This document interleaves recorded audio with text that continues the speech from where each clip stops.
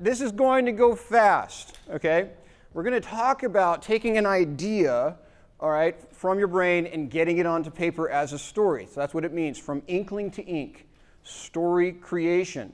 And so I'm going to go through a couple of preliminary things here, and then we're going to jump into it. And it takes a little bit to get through an entire story creation process in the time we have. I understand with some of you will have to go to class, and that's okay. Those of you who, if we go a little bit long, those of you who want to stick around, please stick around. But what I want you to focus on from the get-go is the story creation elements. We're going to be building a story on the fly today. And it could be really good, or it could be a train wreck, right? In fact, train wreck's a great way to start a story, right? So I already promised you a train wreck will have one. Okay, but what I want you to focus on is not the actual story we develop, but the elements that go into it. Whatever I come up with here on stage, you're going to come up with different ideas in your head, and that's what I want you to do. I want you to go, that's a dumb way to tell the story. I want to tell it this way. As long as you're focused on the elements and the pieces of the story that put all the puzzle pieces together. So just for a tiny bit of background, this is me. I'm James Hannibal. And this is just to show you, this is not to brag, this is just to show you that I have been around the block a time or two in creating stories. The first one was a military series, had to be approved by a couple of program security offices.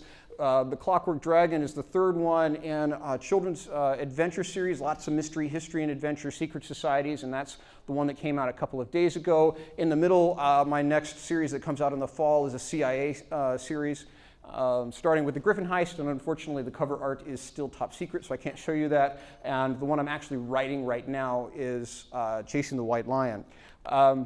The Clockwork Dragon, however, we're still in the honeymoon period of the release of that book. It came out 2 days ago. So we with every book that I write, a portion of it goes to Compassion International. So every book you purchase from me, a portion of that goes to support that charity. And then a portion of it goes back to the readers in the form of gifts. So today, if you purchase a copy of The Clockwork Dragon, you get these really cool coins and some stickers and stuff. All right, so what we're talking about creating stories. And that scares some writers, because some writers say, no, you're talking about structure is what you're talking about. And structure is going to affect my art. But show me a form of art that doesn't have some kind of structure, right? We put music down on the page, okay? We have measures. We have 4/4 time. Nobody accused Mozart of being formulaic when he used 4/4. Right? The artist, the painter, does a preliminary sketch. The sculptor does a couple of practice runs to see how he wants the features to come out. And stories are just the same. Stories have structure. And what I'm going to show you today, to use the music format, is I'm going to show you how that 4/4 time comes together, where those measures are, so that you can write the melody and put the notes on the page. So every art has structure, so does writing. But the fear with structure is that it will become formula. So do not let the structure that I show you today constrain your writing, okay?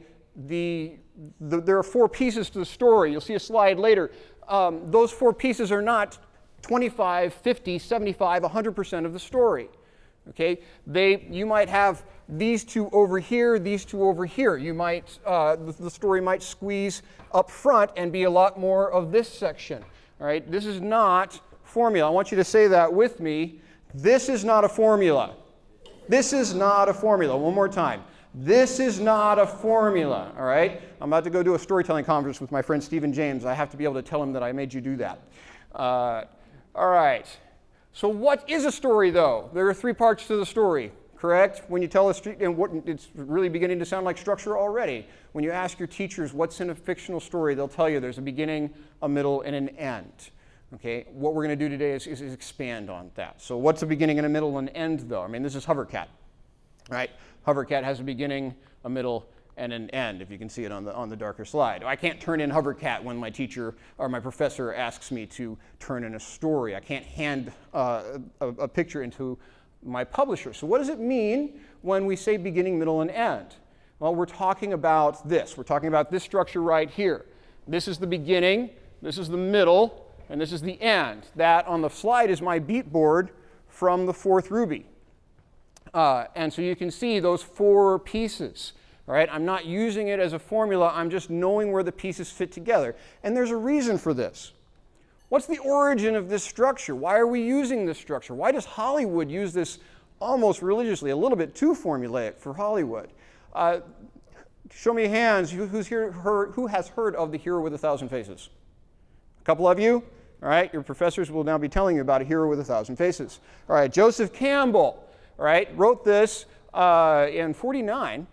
And he was a mythologist. And Joseph Campbell went back and looked at all the stories across cultures, across history, across different forms of mythology. And what he discovered, and why that hero has 1,000 faces, is that these stories all have a similar structure. The same story beats, those same bass drum beats from the 4/4 time, boom, boom, boom. In fact, some of the same quarter notes and eighth notes appear in stories across cultures and across time.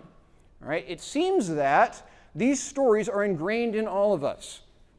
If you go sit down and write a story, you will have these elements. They may not be organized as well as they could be. Right? They may be missing 1 or 2, but you will have these elements in your story because it's part of who you are. Campbell thought it was part of this sort of collective unconsciousness.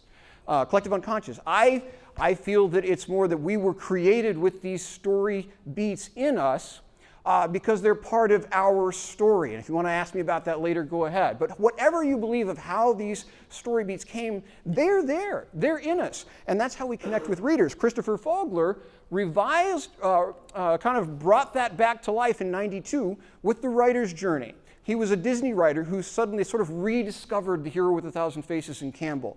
And since then, his Writer's Journey book has become the Bible for writing Hollywood movies, because they understand that these beats are how we connect with people, because everybody's got these beats inside.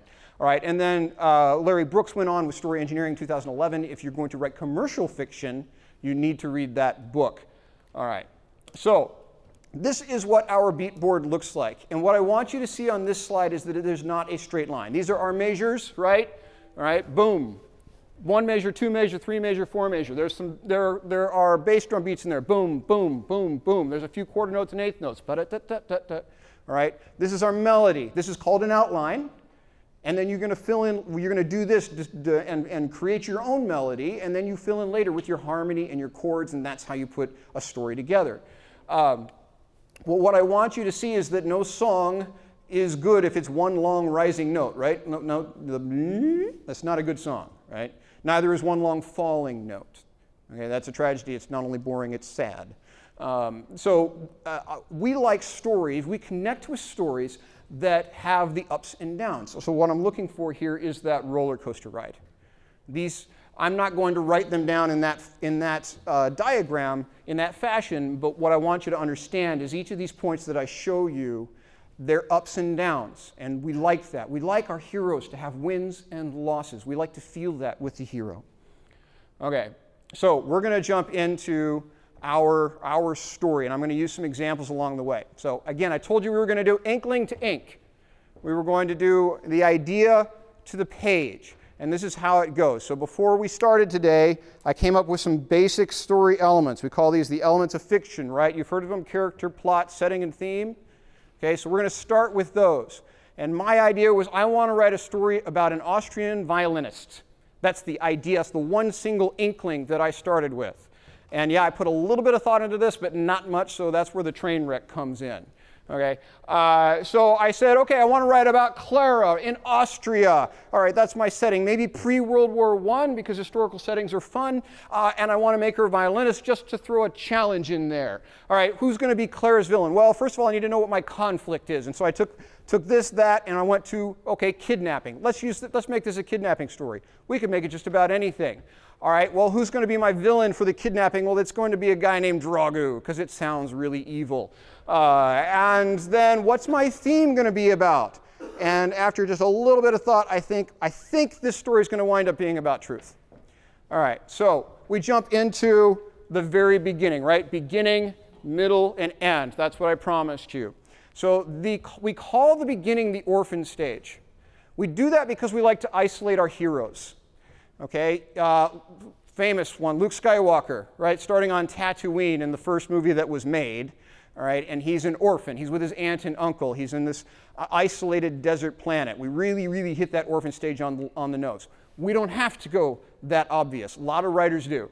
Okay, we can, Jane Austen with Pride and Prejudice. The Bennets are in Longbourn. They're isolated, and Elizabeth is isolated because she's wealthy gentry, but not wealthy enough for everybody else's liking. Plus, her mom was lower class, and so everybody looks down on the family. Right? That's a different way. Jane Austen was much more subtle in isolating her hero. In any case, that's what the orphan means, to isolate that hero. So we will start, and we start with what's comfortable for them, what's normal for them. It's not necessarily comfortable, but what is normal for the hero, what their normal situation. And so I promised you a train wreck. So we're going to start on a train. So we have a train moving through Austria. We already know what our setting is. We're describing that ordinary world, all right? Austria, maybe going from Salzburg to Vienna, all right? And we have this girl. She is in steerage, okay? Whatever you call the third class, or in the back with everybody else. But we can't just be, everything can't just be, oh, well, the Bennets were at home in Longbourn and all the girls were there. There has to be some kind of struggle. There has to be something different. So maybe Clara is in third class or steerage, whatever you call it, but she's dressed like she should be in first class, right? She's dressed a little posh. I doubt that's what they called it in Austria at that time, but we can do our research and figure out what that is. All right, so she's in this nice silk dress. The other passengers are looking at her a little funny. Something's going on. Maybe we want to isolate her more, and so she's reading a letter, and she's being welcomed by the Duke in Vienna as a ward. And in the letter, he's apologizing maybe for the loss of her parents. But he remembers her and how she played the violin, and he looks forward to how she's going to teach his young son, his 8-year-old or 10-year-old son, how to play the violin. All right, so understand, so we're taking that one thing and we're just building on it to describe this ordinary world for her. And so she's maybe a little bit of an orphan, but something isn't quite right. People are looking at her funny. She's dressed like she shouldn't be in that class. Plus, when the guy mentions the violin in the letter, she glances at her violin case and she's worried. She's not sure if she can live up to what he's asking, and we don't quite yet know why. So that is a hint. So we gave a hint that something is about to go awry. Okay, and then we're going to, in stories, we have 3 things that happen in quick succession, usually, but they happen. We have a call to action, we have a pinch, and we have a refusal, and we have a kick. Actually, the pinch doesn't always happen in the stories. That's a suspense thing. So we're going to have a call to action somewhere in this. We're going to have a refusal, and we're going to have something that's going to kick Clara into the story. But first of all, we have to get to the train wreck. So as part of this ordinary world, she's reading that letter, and then she sees the first carriage or the locomotive and the first class carriage pitch off the rails into a ravine or into a lake or into something. And she sees that as it's going around a bend before she feels the impact and feels her own carriage start to go. So we've just taken the reader out of what they were just beginning to figure out what's going on with Clara and why she's there. And we take the reader out of that. And this isn't the kick. This is just part of keeping the reader interested.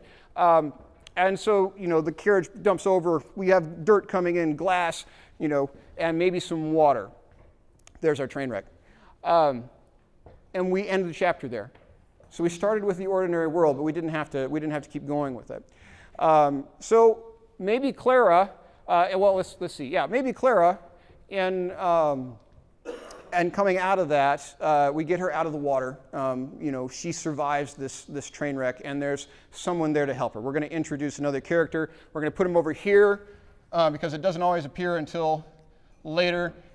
We're going to introduce Rolf, a boy with a carriage that helps her get out of this train wreck, and he's going to bring her. And this actually works for Clara's advantage because there's no reason, now that the train wreck has happened, she doesn't have to answer any questions when she gets to Vienna about why she was in steerage but dressed like she should be in first class.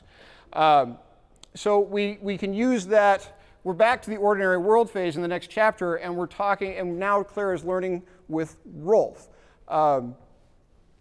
and she's going to go meet the family. And we have a lot of time to spend in this first beginning introducing new people, introducing the world, introducing the milieu of the world. And so Clara goes and meets the family. And maybe Rolf, it's a long drive from where the train wreck happened to the manor where the Duke lives. And so she learns some things from Rolf along the way. She learns how he lets her manage the carriage, lets her drive the horse, or whatever he's driving there. Okay, so Clara gets to our manor, and there's got to be now, we know to get the story moving again, we need a call to action. So maybe she's settled in there, she's managing to teach, she has learned some violin at some point, so she's managing to teach this kid, the Duke's son, some violin. But something else happened. During that train wreck, the crown prince, who is a cousin of the Duke's, was killed. That's when that first-class carriage went off, we lost the crown's prince. So this works to Clara's advantage because there's disarray in the house. Lots of things are happening. She's hardly noticed because people are coming and going because suddenly the Duke is now the crown prince. But we can't just leave her there settled. She's happy. She's found her comfort zone. Okay? We have to give her a call to action. In Pride and Prejudice, the call to action, if you're familiar with that story, the call to action is I just lost my battery. The call to action is the dance where she meets Darcy, right? In Star Wars, the call to action for Luke is when R2-D2 gives him the message, "Help me, Obi-Wan Kenobi, you're my only hope," right? And Obi-Wan Kenobi hands him a laser sword and says, "Follow me into the galaxy." And just a few scenes earlier,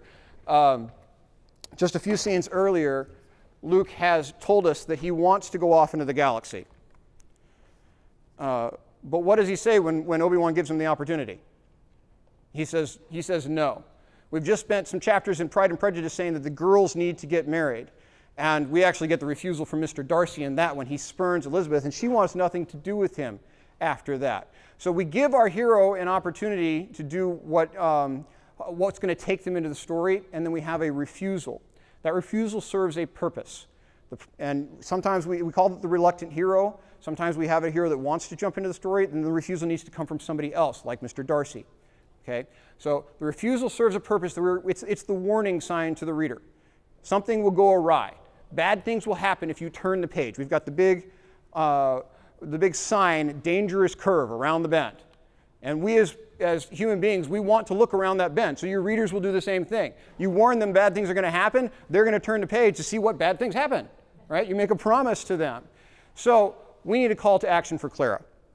So what happens to Clara? We know that something's not right. She doesn't feel as comfortable with the violin as the letter said. She's in the wrong place, okay, in the train. And so Clara, one night, hears a scratching at her window, and she opens up her window and sees a symbol scratched into the window surface. Maybe it's a circle, with an arrow, and then a hand drawn next to it. And Sarah tells us through her character that she recognizes this symbol as a thieves' symbol. So now we know that Sarah has something else in her background that we weren't told before. Sarah is escaping something. And this is a symbol to meet me at one side of the structure. And so she gets that call to action.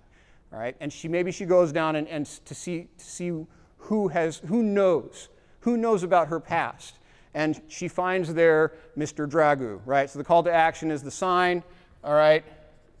And she meets with Dragu. And this is a guy, now through their conversation, we can get a little bit more of her history, all right? We can find out that she was a thief in Salzburg. She worked as a maid for this family, and when the girl she was serving died, this violinist who maybe taught her some things about the violin, maybe taught her letters. When she died, Clara was out on her own, and for the last 2 years, she's been a thief with Drago, and she's trying to escape that life. And when the rest of the family died of typhoid, she saw her opportunity, and she forged a letter to the Duke, and she got herself invited to Vienna to be a ward. She's escaping. But what has happened? Drago has followed her. In fact, we needed a pinch early on, right? I said there was a pinch. So as she and Rolf are driving into town, maybe we saw a pinch is where we see a glimpse of the villain, or in a romance we see a glimpse of the guy if the romance is told from the girl's story. It's something where we take it out of the main character to expand on the story. So our pinch, as they're driving the carriage past, we see Dragu step off a boat and notice that she's come into town. And so we gave a little hint there. Dragu sees this girl in the muddy dress arrive in town, and he looks at the guy stepping off the boat behind him, and he says, "Go tell the colonel she's here. We can move forward with our plans." And now we're going, wait a second, what's going on with Clara, the little violinist who's a ward at the Duke? All right, so we gave a pinch. We gave her a call to action. She went to meet Dragu. Dragu says, "I need you to do something for me. You're in this wealthy man's house. He's now the crown prince. I need you to help me steal something. I need you to just leave a door unlocked." Okay? And he's calling her back into the thief's life. But we want her to refuse, right? We don't want her to go back into the thief's life. But also, she doesn't want to upset this guy. So maybe she leaves that door unlocked, but she doesn't go with them. All right? So we had that call to action. We have a refusal. Why would Clara refuse? Why does she not want to go back with him? Well, she doesn't want to go back into her. That's death, to go back into the thief's life. We reveal that to the readers through the story. She doesn't want to be seen with him. She's worried, standing there in the dark at the corner of the house. She doesn't want to be seen with him. What if somebody from the house sees her and they'll reveal her? So doing something for Dragu will reveal her past. It will get her kicked out of the house. All these things we want to tell the reader. Bad things will happen if we move forward with the story, and then we go ahead and do it anyway, right? All right, so we need a kick. We need a kick to kick Carol, what I call her, Clara, into the story. All right, in Pride and Prejudice, we have a kick when, so Darcy obviously refuses Elizabeth at the dance, if you remember that story, and all the girls hate him for it, but yet Jane goes to see his friend up at Netherfield, I think it's Netherfield, and we force Elizabeth up to see Mr. Darcy by making Jane sick. And so she has to go up and care for Jane at Darcy's friend's house, and Darcy's there, so we force them together again. Elizabeth wouldn't have gone on her own. She's too prideful, right? It's Pride and Prejudice. So we had to kick her into the story. We're going to have to kick Clara into this story. So she's okay. This guy's an archduke, right? He's a crown prince. He's got lots of money. Let Dragu steal what Dragu's going to steal and get out of the life, and she's just going to stay out of it. Okay, but the next morning she wakes up to hear a scream, and it's the Countess. No diamond can be worth that. So what has Dragu stolen? Maybe the little boy that Clara has been teaching to play violin, the little son that she came and she's been caring for. So we kick her into the story, because now it's not just a little jewel or something that Dragu, the thief, has stolen. He has stepped it up. He has stolen a child. The child that she had some responsibility for. And so we boot her into the story because now she's got to do something. We reveal something that she is not just the orphan. She's going to be a hero. She wants to do something about this. All right. So that when we kick our hero across that boundary into a new world, we're now in the wanderer stage. We've left the ordinary. We spent all this time developing who Clara really is, developing who Elizabeth Bennet really is, developing who Luke Skywalker really is, right? We spent all this time in the house, in The Lion, the Witch, and the Wardrobe, developing who the children are. Lucy versus Edward. One is honest, but a child. One is more believable, but he's spiteful. Okay, so we spent all that time developing the ordinary world. We gave them a call to action. We gave them we made them refuse to enter. And it's a little bit more subtle in The Lion, the Witch, and the Wardrobe. The kids can't just believe that there's this other world out there. When we made the movie, we gave them a different reason to refuse. The Beavers invite them to take part in a war, and they say no. We made it more obvious when we did the movie. Anyway, so we have the call to action. We have that refusal to warn the reader that bad things will happen if we keep going, and then we kick him into the story anyway. The stormtroopers pursue Luke Skywalker. Elizabeth Bennet is forced to go out to Netherfield, and Clara's child that she's been caring for and teaching the violin is stolen. All right, so we're in the new world. We call this the new world. We also call it the wanderer stage, because our hero is off doing something that they've never done before. Oops, that didn't work. There we go. This is Luke Skywalker is heading off into the galaxy. He's leaving behind Tatooine. Elizabeth is up at Bingley's estate with Darcy. It's a wealthier world. It's a different world, and there are threats there like Bingley's sister. So Vienna is a new place for Clara, so we're going to kick her off into this new world. And when we do that to our hero, we call it the Wanderer stage because they're getting oriented. Sometimes we call it also orientation. Like when you show up at a new college or for new classes in a new semester, you've got this orientation phase where you're figuring things out. Our hero's figuring things out. But we're going to be meaner to our hero than your teachers or your professors are to you. All right? We're going to grind our hero up in this crucible of challenges. We throw Skywalker into a bar full of people and arms are getting chopped off, right? We throw Bennett into Bingley's estate with his sister who's mean and doesn't like her because her mother was lowborn, okay? We grind our hero up in this crucible because our hero isn't a hero yet, and we need to make them into a hero, and they need challenges to do that. So what sort of challenges will Clara face in this new world of Vienna? Well, she is worried. One, we said she might, if she was seen with Drago, then somebody might learn something about her past. Now Drago has done something horrible, and so she's worried. She's going to leave the estate, right? Because she's worried that one of the maids or somebody saw her, so her character might be revealed. All right, that's a threat. The Archduke is also a general for the Austrian military. In fact, that's the reason he's in Vienna, if you look at pre-World War I history. So maybe every general she sees could be somebody that's looking for her because she's left the estate to go look for the child. She's in an unfamiliar city. All those things. They have motor cars. It's very new in Austria. So there's all sorts of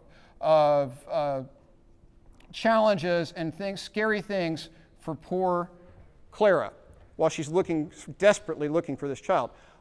We want to, when you guys are going through an orientation, when you guys are in a new place, you have types of people that will help you. When I'm learning something in a new division of writing, I've been in various forms of fiction. There's people there to help me. And in fiction, we call them friends and allies. Right, we call them friends and mentors. They're allies. So Clara needs an ally, but we gave her an early ally. Remember, I said this is not a formula. Okay, so we gave Clara an early ally in Rolf.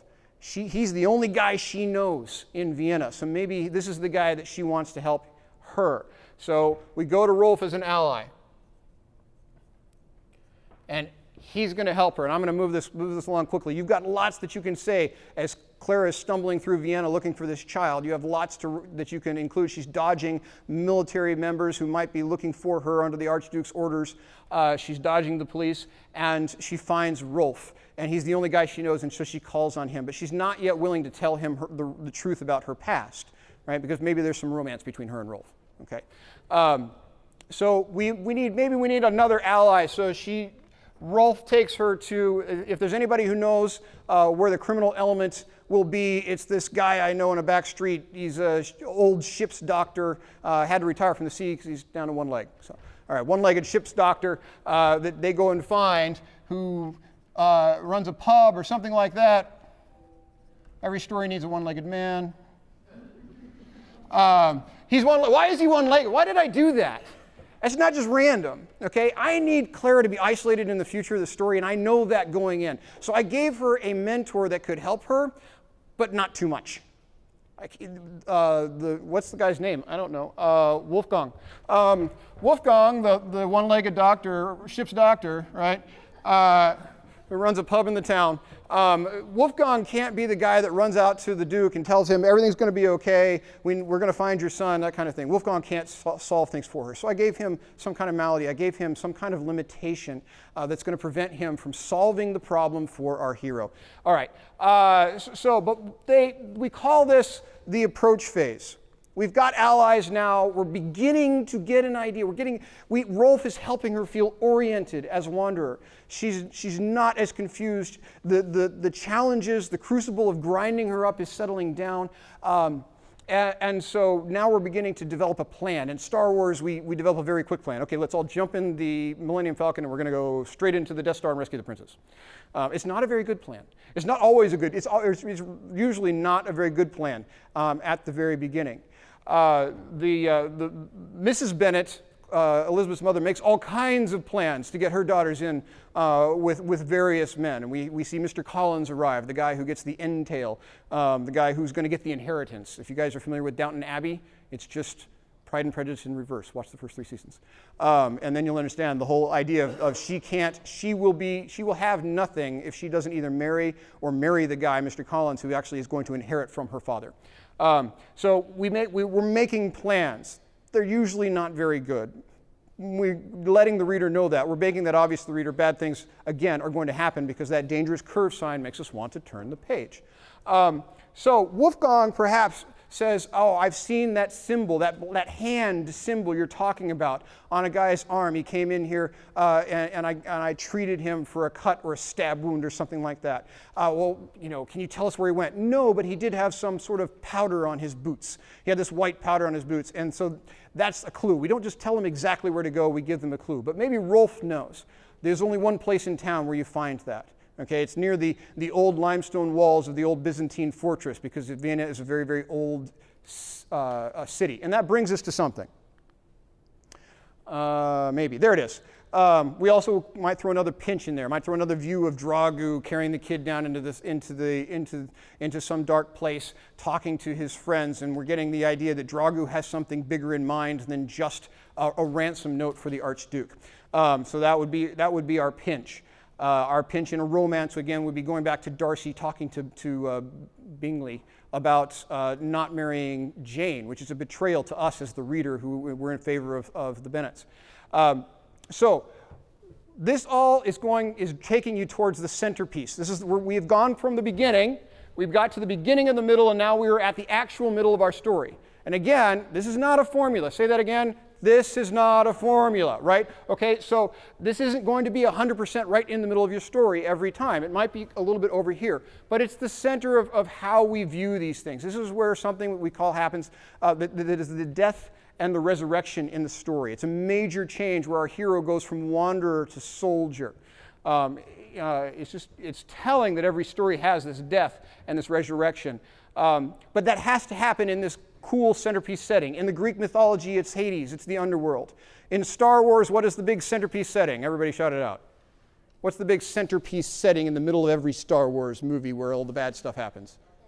The Death Star. Very, very good. The Death Star. We need a Death Star. Every story's got one. In Pride and Prejudice even has one. And you can debate. It might be Pemberley, which is Darcy's home, and it might be the Lady Catherine. Is that the name of the evil lady in the story that's trying to keep her and Darcy apart?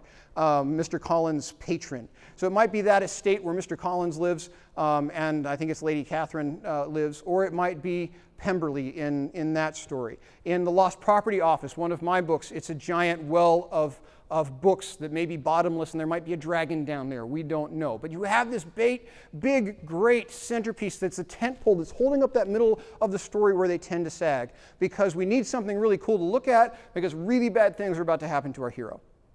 Okay, so keep moving it forward, once we have an idea of where we're going and we make a plan, it's not a very good plan, all right, we have to have the ordeal.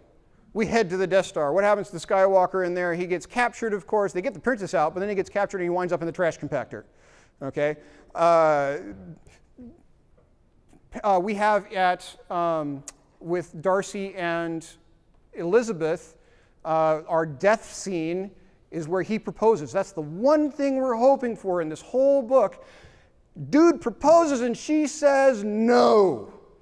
That is your death in that book, in that story. Well, it's over now. Luke Skywalker gets pulled down under the water by the squid thing.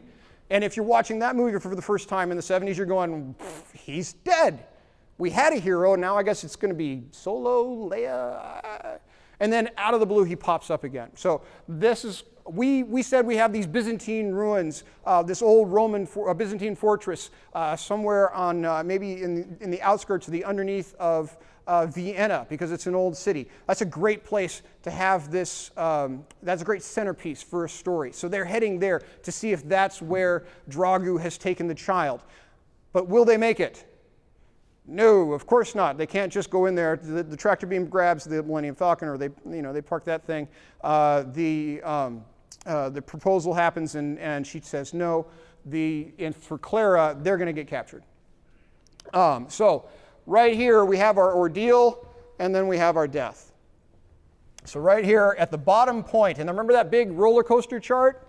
This is usually the very low point in the story. In Lion the Witch and the Wardrobe, that low point happens at Aslan's death, right? And that actually happens about 2/3 of the way through the book, even more. Okay, so remember, it's not a formula.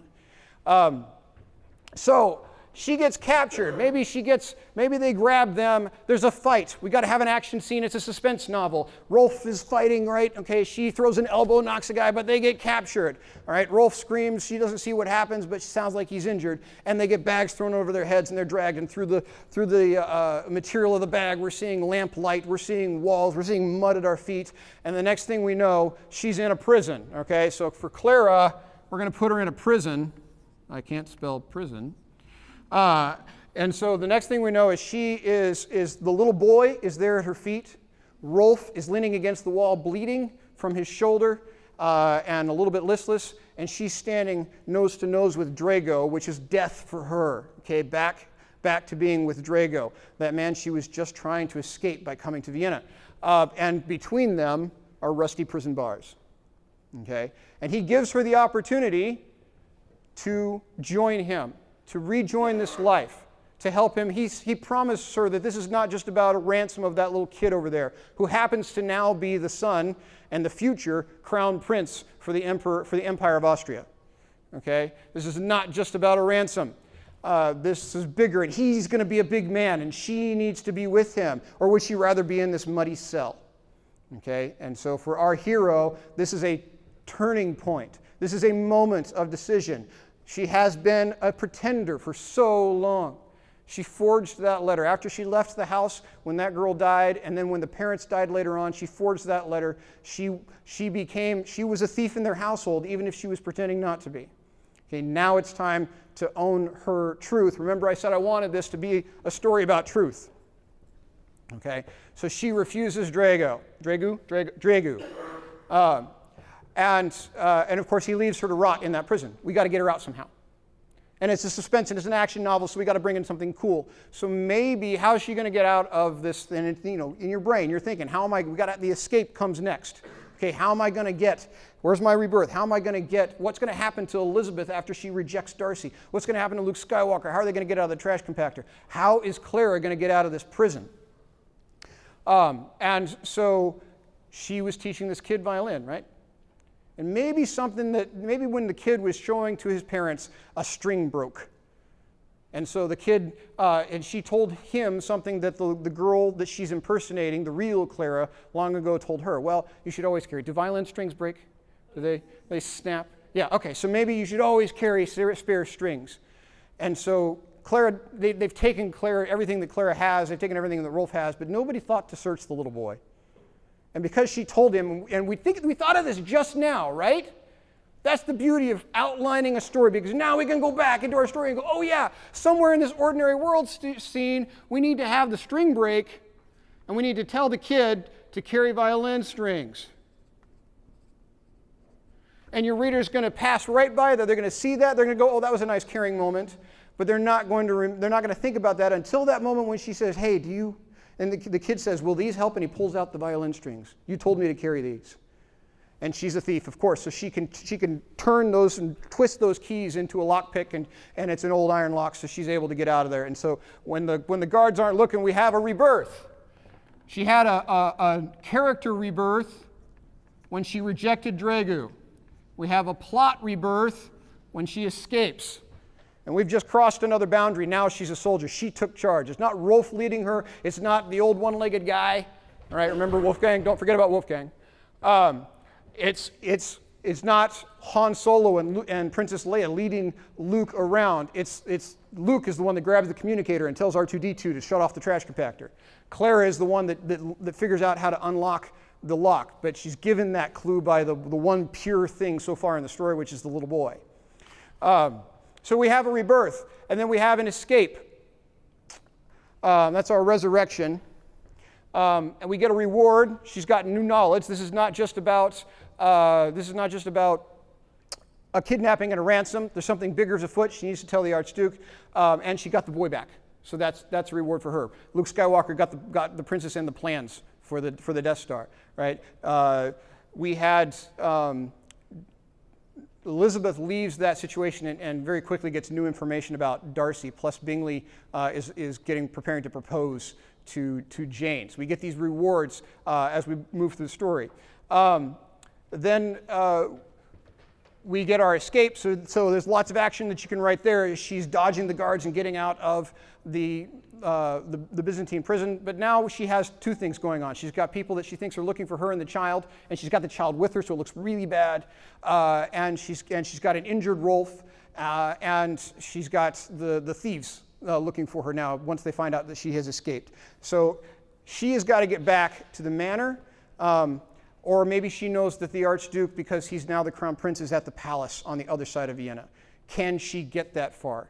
And she's got to deal with injured Rolf. So she makes it back to Wolfgang, our one-legged guy, and they make a plan. But this time they're making a better plan. All right? She's not going to try to run the gauntlet all the way to the palace. She might try to get to the barracks and talk to, because she knows this guy's a general, lots of military people have been into the house. Maybe she can get to a colonel that she's met, that she trusts and she knows. Remember, we mentioned a colonel in our very first pinch.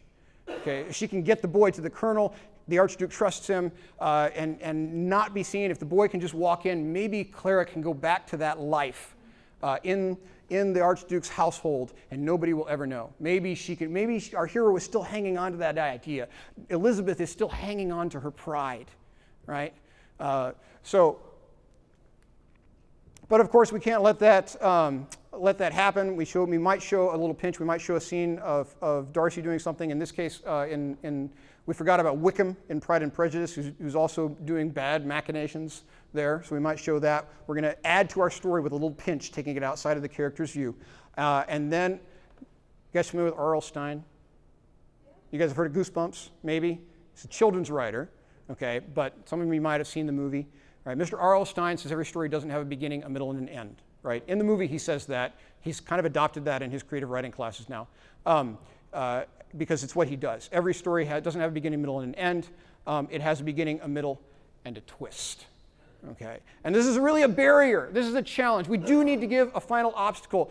We need to, in The Lion, the Witch, and the Wardrobe, we need to revive the army that's at the witch's castle. Right? In Pride and Prejudice, we are faced with Wickham running away with the sister. Just as Darcy and Elizabeth are beginning to get comfortable with one another, Wickham runs off with Lydia, I think it's Lydia. And that's our twist, okay? Because now it just interrupts everything. And there's kind of a ransom involved in that and all the others. So what's going to happen? We need a twist. Okay, we've gone through our approach. We escaped the tunnels or the Byzantine fortress, whatever it is. That centerpiece, all right? We maybe deposited Rolf with Wolfgang because that guy's just dead weight now because he's injured, but we want to do it in a caring way. And we made a plan to go get to the colonel and just hand the boy off, but there's a twist. What's our twist going to be? We said at the very beginning in our pinch that Dragu said, tell the colonel that she's here, and the plan is we're going to put the plan into action. So maybe when she goes and meets that colonel, Dragu has gotten ahead of her. While she was depositing Rolf with Wolfgang, she gets to that place, and here is the colonel with Dragu. There's our twist. The colonel and Dragu, this man that she trusted, that we might have worked earlier in here, appearing at the house in the ordinary world. The colonel is there with Dragu, and she sees them both. She now has nowhere to go but make a rush for the palace. Now it's very clear. Now it's all becoming clear. The money, the Duke was put in charge of the military as the general because there was malfeasance, maybe, and the colonel is actually the guy he trusts is actually the guy that's doing it because there's a coup afoot. The stealing of when he became the wreck with the train was no accident. We killed the crown prince. The Duke now becomes the crown prince. They're setting up his murder, and they took his son. Now those who are organizing the coup will control the young crown prince for the Empire of Austria. And she finally puts it all together. And again, I'm throwing that out now, right at the end of the story. We can work that back in here. That's how that process works. Okay. she puts it all together, and now she's got to make a break for it. And so we have that final portion of the story. This is the hero portion. This is all the animals and the lion and the giants rushing in The Lion, the Witch, and the Wardrobe to go conquer the queen. This is Elizabeth finally coming to peace with Darcy after she finds out that he's the one who paid off Wickham and saved her family. All right? And there's going to be a battle in there. In this final stage, we see this happen. We're going to have a very quick escape. We have a reward of new information. We're going to have an escape, and then we're going to have a final approach and battle. We might throw another pinch in there to see what's happening with the others, and then we're going to have our attack. For Elizabeth, her final battle is with Lady Catherine when Lady Catherine challenges her not to accept Darcy's proposal. In Lion, the Witch, and the Wardrobe, obviously, it's that final battle, right? For our Clara, she has to get away from Dragu and the colonel in the army barracks and get all the way across Vienna, right, the city of Vienna, that has the river going through it, and there's a bridge, right, to the palace. How's she going to get there? With the kid, okay? And we want to draw back on skills that we've learned in the past in the story, right? So maybe Clara, when she was with Rolf, and Rolf taught her those things in the carriage, she learned how to drive a carriage. Okay, she can't get away on foot. She sees a carriage in the courtyard of the barracks, and she grabs it, and she gets the horse going. She uses the skills she learned earlier. We draw back from here. We usually draw back to something we learned in the Crucible or in the ordinary world, and we use that for the final battle.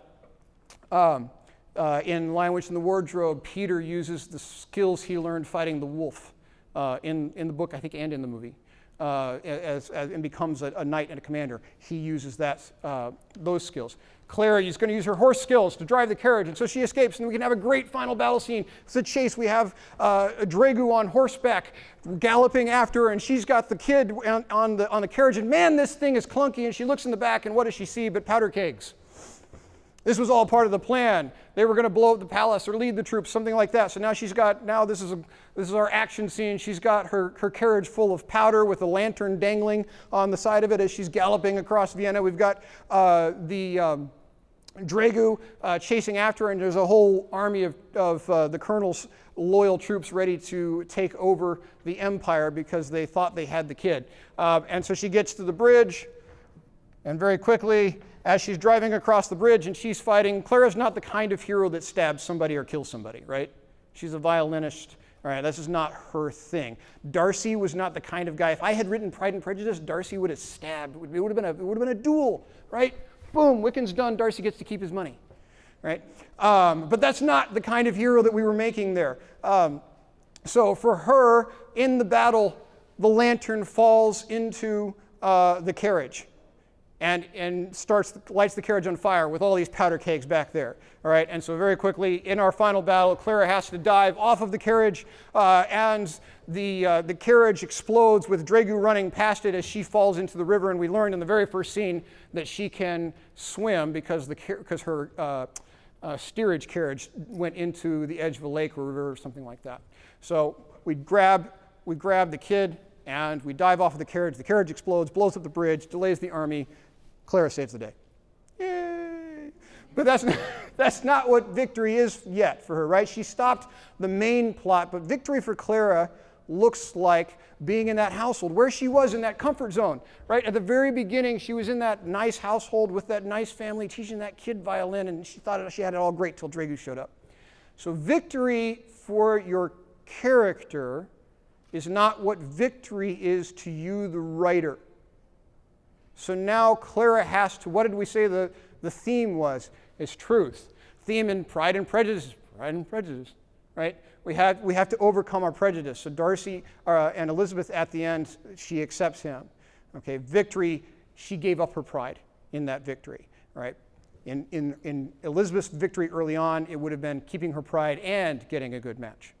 Okay, in The Lion, the Witch, and the Wardrobe, victory for the kids is staying in Cair Paravel and ruling over Narnia. And they get to do that because it's a children's story, and we like those kind of happy endings. But where do they finally end up? Right, tumbling back out of the wardrobe. Okay, victory for our kids and for our heroes is what you, the writer, says is victory. So for Clara, maybe victory is She earned some goodwill by rescuing the child, but she has to now reveal herself as who she really is. She knew how to pick that lock. She knew where to find him. She was used by Drago. She's the one who unlocked the door in the cellar in the first place so the Drago could get in and steal the child. And she puts herself at the mercy of the Duke. And maybe if we're being really nice to her, we set her up at a school in Vienna where she can learn and study violin and become the person that she really, really wanted to be. And that's how we end the story. She now is a whole person. She's no longer a pretender. She has become her truth because you, the author, chose her victory. You don't let your main character choose the victory. Okay, this is how we do it, right? We put this whole thing together, and we had lots to say in each little section in our outline. And you can see how we flesh, that's the melody. Then we flesh it out and we write it, and then we add our harmony. We go through this whole process again with just the characterization and follow her character through the emotional and the psychological pieces, and it goes through the same format. And then we put it all together into our story, and then, no, I did that. And then we revise, right? We revise and we revise and revise and revise. And when we're done revising, we hand it to somebody else, let them read it, and then we revise again, right? Students? Okay. So that's everything I have. I remember, don't worry about what happened to Clara. The whole thing was an example. I wanted you to see the ordinary world, the call to action, the refusal is so important. The kick into the story, the wanderer phase where we grind our hero up, give her challenges to face, muddy streets and people chasing her, and she learns more about herself. We give them allies to help her with that, but not too much. We have a death where she really faces the one thing that's important to her. Elizabeth rejects Darcy. All right, we have a resurrection. We have an escape. It's really good for action books. And then we throw a twist at him, like Mr. R.L. Stine says, although he actually ends his books with the twist. And most authors like to put them a little bit before the end so we have time to recover. And then we have a final battle scene in victory, but victory is not what your hero says is victory. It's what you as the author say. All right, that's all the time I have. I really appreciate you guys sticking around.